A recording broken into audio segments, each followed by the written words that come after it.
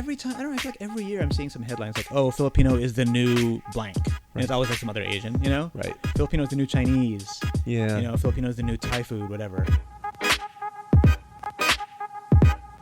That was filmmaker and musician H.P. Mendoza. I'm Jeff, and this is Storied San Francisco. Welcome to episode 14, part 2. If you listened to part 1, you know that HP is a big fan of arcades. He loves video game arcades so much, in fact, that he started one of his own. In today's podcast, HP will share the origin story of Mission Arcade. Here's HP.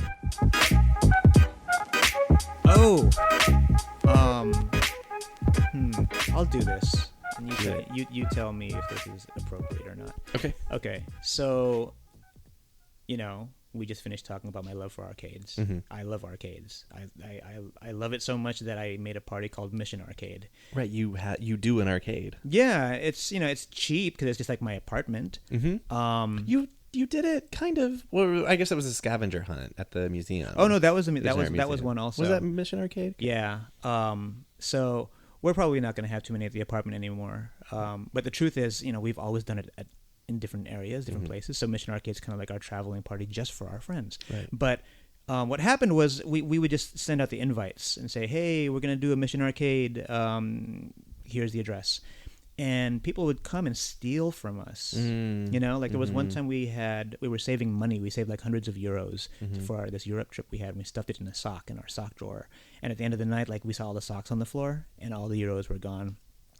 One time somebody stole Mark's grandfather's false teeth. I mean, why would you do that? Like, what are you gaining from this? You're not going to pawn that. Yeah. I mean, the only thing that'll make me feel okay is that if he's out there wearing them. I was going to say, if they're like on their last tooth. And right, like, exactly. When this one goes, I'm going to need a spare. Right. But no, every guest at our party had a full set of teeth. So I don't know who that would have been. But anyway, I had this idea of just saying, okay, what if the invites were just video invites that I post, and they just...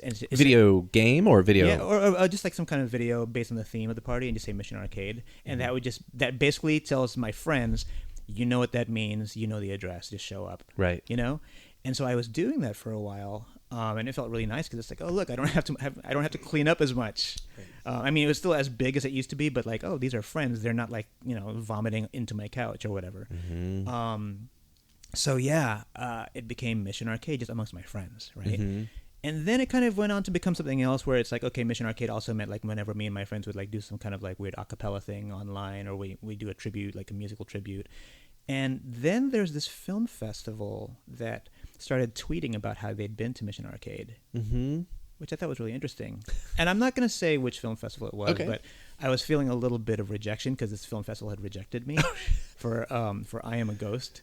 And but clearly didn't know that you were Mission Arcade. I don't know. When he was tweeting about it, he was making it sound like, oh yeah, this is H.P. Mendoza's blah blah blah. Oh, he did know. Okay. Yeah, at least if I remember correctly. I don't know. I'm stoned, but that should mean that I should. You should right. It should be right there. Yeah. So well, anyway, really, the crux of what I'm trying to say is that I was a petty little bitch. Yeah. Because I was like, oh, look at this asshole. Yeah. Fucking douchebag, like name dropping and trying to. You've never been here, so let me see what happens if I create an account called Mission Arcade. Oh my god.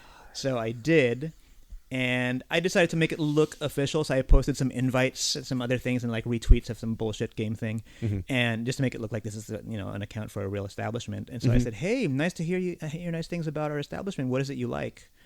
Oh, your drink selection's great, man. Blah blah blah blah blah." And I was like, "Oh, you asshole. Yeah, okay, fine. Well, I know that your festival's going on right now, so tonight's Halloween. If you tell everyone in the audience that if they go to Mission Arcade and use their film festival ticket, they'll get a discount and a free butterbeer." Oh my god! And he's like, "Sweet!" So he tweets it, and I was so proud. I was like, "Oh, this is so great!" And I was like, "Oh, I should probably make like a page that has like an address or whatever." So what ended up happening was I made this web page that just says you know where to go. So it seemed really in the know. That's all it said? Yeah. You know where to go. Yeah. But then I made a Facebook page and it said, you need to put an address. I'm like, fuck. So I put the police station. So I was like, 630 Valencia. There you go. That's close enough.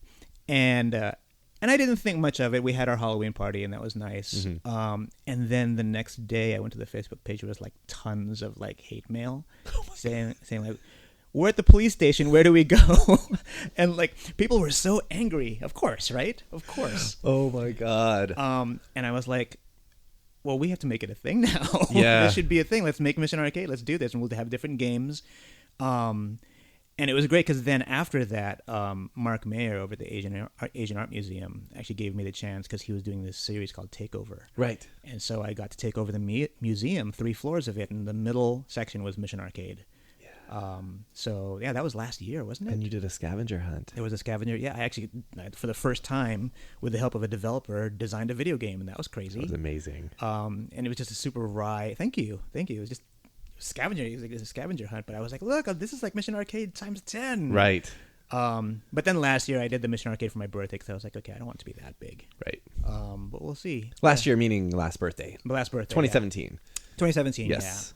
So yeah. And so then there was a karaoke. Is there always a karaoke component to it? Yeah, it grew into that. Yeah. I have had people tell me, "Oh, we missed the games." Because I think when you do karaoke and dancing at the same time, everyone's gonna be dancing in the dance floor, and and for the most part, the games fall away. You know, so we'll see what happens next. But yeah, Mission Arcade was born out of a joke, like a really petty joke.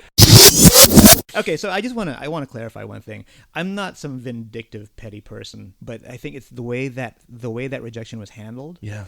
That felt really shitty to me. Yeah. And I'll be honest. It's like I'm not saying that I need to have some kind of special treatment.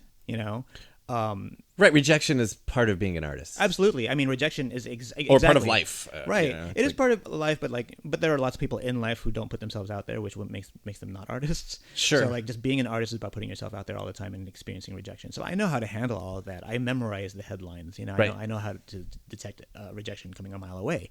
But there was something extra shitty about this one. What do you think it was? I think because this is like an SF establishment, and I just kind of felt like I was recommended to these people, like you should try this festival, and I was being recommended by all of these other bigger festivals and festival programmers from these bigger festivals, and so I was like, hey, well, I'd love to play at your festival, and like I just kind of got this shitty treatment, like who the fuck are you, And by the way, again, like I'm used to hearing who the fuck are you, right? But there was this thing where I was like, oh, it's a new film festival. Right. Kind of saying, who the fuck are you? And I'm being sent by all the other festivals, Right. And so part of me was like, okay, you know what? Fuck you. Yeah. I don't think the prank is a fuck you though. I think it's a prank. It's fun. Exactly. It was yeah. fun, and right. And something good came out of it. I think so. Yeah. I mean, well, we have to see what happens. I mean, like, the more the thing that I love about holding it here in this apartment is we have neighbors that come over and party with us. Those neighbors are they're all slowly moving away. Sure. And we're not guaranteed, neighbors that will be okay with us going till 5 a.m. Right. Not that we have to go till 5 a.m. Right. And besides, I gave up those drugs that allowed me to do that. Right. But it's a luxury. Yeah. So that's why I'm like, okay, let's see where we could throw it next. And the nice thing is, a lot of people who've been coming to the parties have been offering their places. Oh, nice. I'm like, good. This can continue to be a traveling party. Yeah, Mission Arcade, big hoax. Now it's my catharsis. Does the Facebook page still exist? And yeah, I should check it. There's probably more hate mail. Yeah.